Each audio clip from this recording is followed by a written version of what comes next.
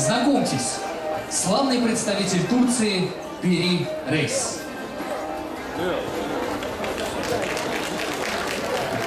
«90 лет назад был обнаружен уникальный артефакт – карта, которая более 500 лет, и на которой с удивительной точностью показаны очертания континентов и морей. Находка взбудоражила умы ученых, любителей древности и альтернативных толкований истории.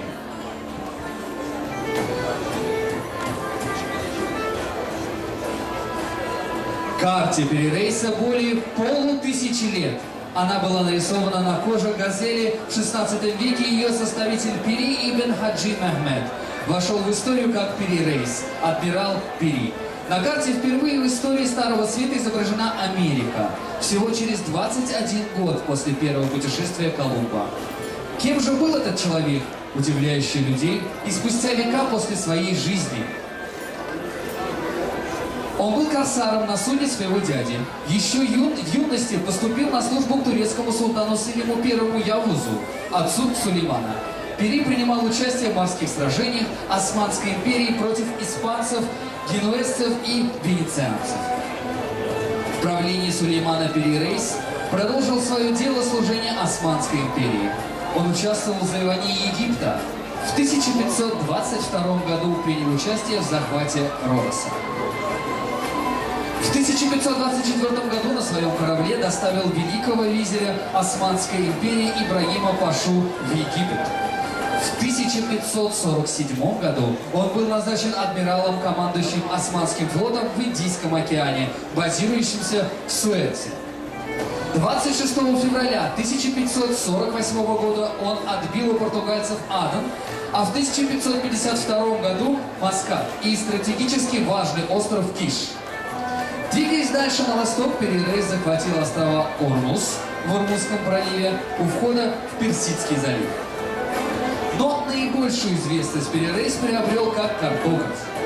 Благодаря своим знаниям географии и постоянным морским путешествиям он был лучшим картографом своего времени на Востоке. Существует большая карта мира Пири Рейса, изданная им для своего географического атласа Бахрия в 1513 году. Это одна из первых известных карт, на которой изображены с достаточной точностью побережья как Южной, так и Северной Америки. Хотя составлена она была всего через 21 год после путешествия Колумба. Карта является компилятивным трудом, при изготовлении которого используют самые разные источники, в том числе и очень древние. В частности, Пири Рейс прямо указывает, что наиболее старые из использованных им карт населенного мира относятся к эпохе Александра Македонского. Значимость данной карты, во-первых, ее необычной точности. Во-вторых, то, что Антарктида была изображена как обычная земля, которую не покрывали льды. Именно это вызвало наибольший интерес у ученых и большее количество споров на эту тему. Но не в зависимости, чья позиция вам ближе, скептиков или приверженцев версии альтернативности истории, ни у кого не вызывает сомнения.